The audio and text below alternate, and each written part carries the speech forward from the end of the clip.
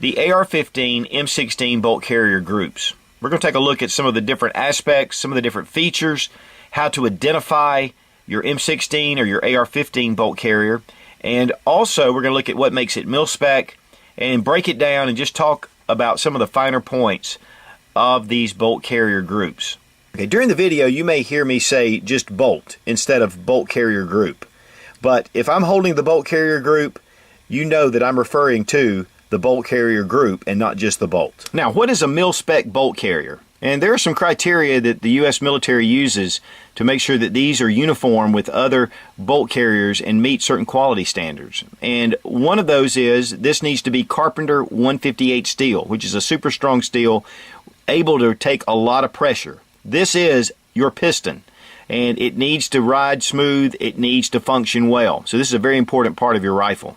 Also, the interior of the bolt carrier needs to be chrome plated, and we're going to take a look at that in a minute when we disassemble the bolt. It also needs to have grade A fasteners, and the bolt needs to be shot peened, and that's one of the things of using material to just bombard these pieces, and it actually hardens and strengthens the surface of the metal. And the exterior is parkerized. Okay, we have a number of different type bolt carrier groups laying here, and the first one I want to talk about is the M16 bolt carrier group. And the bolt carrier itself is where the difference is. If you'll notice, it's thick here, and then it comes down where the hammer comes through and hits your firing pin, and then the back end of it is just a circular tube, and the cuts are about the same place, and they ride together. And this is your standard M16 bolt carrier here, compared to the AR15 bolt carrier, which has deeper cuts. You can see here there's a lot less material on the end, so if you pull your bolt out, this is directly how you know if it's an AR15 or the M16 bolt carrier. And this is one of the enhanced AR15 bolt carrier cuts. The original AR15 cut is a lot shorter, and so this gives you a little more mass, a little better consistency. And that's one of the things, if I had my choice between the two, just straight up, I would pick the M16 bolt carrier because it actually slows the rate of fire down just a touch, and the weight difference is not that much, and it makes it more consistent and more balanced. But I've been shooting AR15 bolt carriers for a long time, and they work just fine. But one of the reasons for this cut is it won't engage the auto sear on the M16. So with this cut, it doesn't enable the M16 to work. And this also won't work with lightning links because of the cut.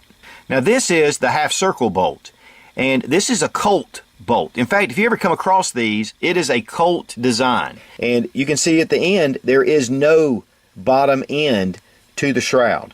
So it's just freely open. And the reason why they made this cut is to eliminate any possibility of this being able to fire a select fire or an M16 rifle. And so they just went ahead, instead of going all the way to the end, they just cut it all off. That Colt is reminding us that we're subjects. Now, if you find one of these in your Colt rifle, and it's not in all Colt AR-15s, it's only in some, but if you find this and it matches the lower, it's because they had the auto sear block in the receiver. If you put one of the AR-15 bolt carrier groups or the M16, it will not work in a lower receiver with the auto sear block.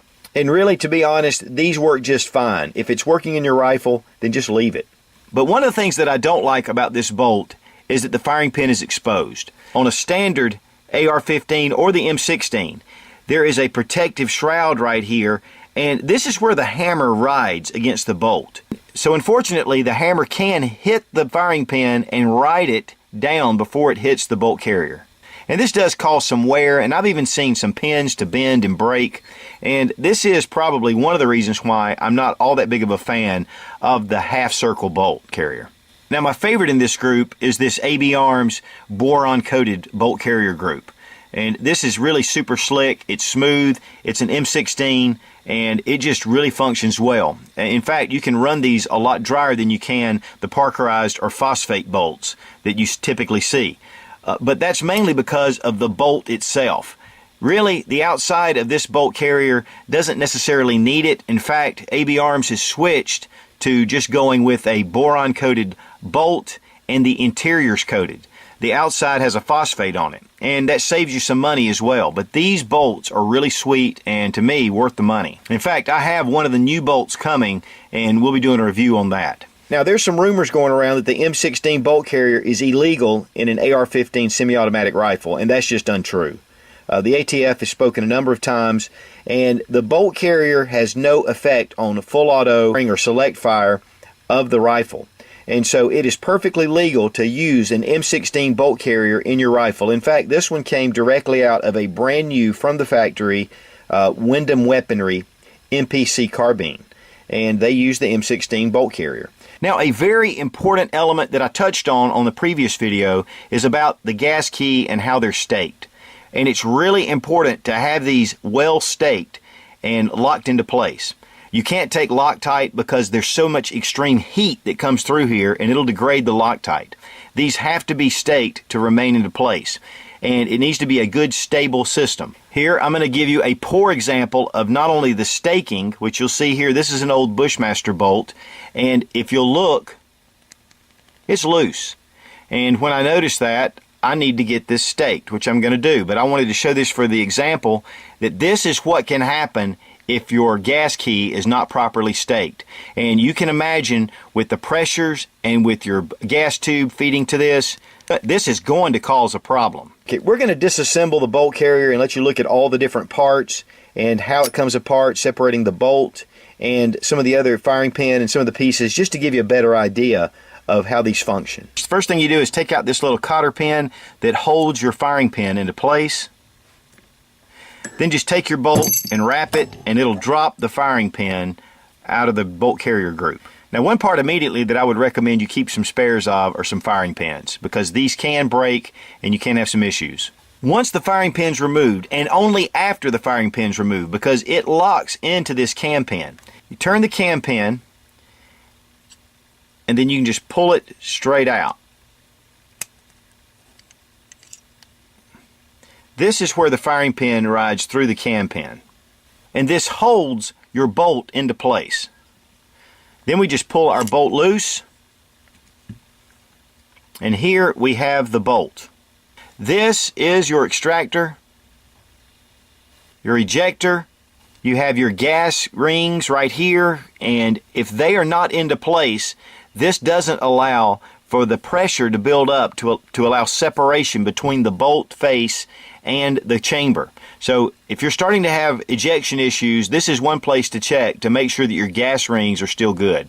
Now, one way to check your gas rings is to place your bolt with it in the extended position on a flat surface and just see if it stays into place like this, and if it begins to sink, that means it's about time to change your gas rings. One place to notice too for a lot of carbon buildup is right around this area. And that's one of the things I love about the Leatherman Mutt. It is an AR15 M16 specific tool. Now, this carbon bronze scraper is great for being able to get the carbon off of your bolt in hard to get places, and it doesn't scratch up the surface. In fact, this one is in need of some cleaning. Here you can see the hard chrome plating on the inside of your bolt carrier. And that extends out into this area as well. Now, we're not going to break the bolt totally down, but here is your extractor, and you push your pin through, and then of course your ejector right here, and here's the disassembly pin right here. Now, to reassemble, just go ahead and place your bolt back into the carrier, and you want to make sure that your ejector and your extractor are lined up correctly. Extractor right here at the 10 o'clock position, the ejector down here at about the 4 to 5 o'clock position. And you're going to know that because you're going to line up your hole for your cam pin. Then take your cam pin, slide it into place horizontally, and then go ahead and turn it into the vertical position. That locks in your bolt. Place your firing pin back into the carrier, and then just replace the pin. You want to make sure that the firing pin is in the fully recessed area, and the bolt carrier is assembled. Now, one thing that ensures a lot of quality of your bolt carrier group is it HPT and MPI tested. And the HPT stands for high pressure tested. The MPI stands for magnetic particle inspection. They put these under a tremendous amount of pressure. It's way beyond what you're going to have in the field as far as a cartridge, the pressure that the cartridge and the gases put on the bolt. Then they go through and do a magnetic particle inspection, and this reveals any kind of cracks, stress fractures, anything that could happen. So really, it just kind of ensures that you have a good quality bolt. Most of your really good companies, Colt, Noveske, Daniel Defense, those guys do that to every bolt and barrel. But there are a lot of companies, mainly the lesser known, they do what they call batch testing. And they'll take 100 bolt carriers or barrels and they'll pull one out of that lineup and do the testing. A lot of people think that it's overrated, and to be honest with you, I don't know if they've been HPT and MPI tested, but I know most of mine are from reputable, high-quality AR-15 manufacturers, so I'm sure they are. That is just one of the things that if you really want to ensure a good quality bolt, that's one way to do it. So I hope this helps give you some information about your bolt. I know there's a lot of new guys out there, and knowing your weapon system, knowing how it functions, is the key to being able to repair, to replace parts, and to diagnose problems that you're having. And of course, leave any comments below if there's anything I've missed, because I am not the extreme expert on this, but I've been shooting AR-15s for about 20 years, and I'll tell you, I learn something new every day. Be strong, be of good courage. God bless America. Long live the Republic.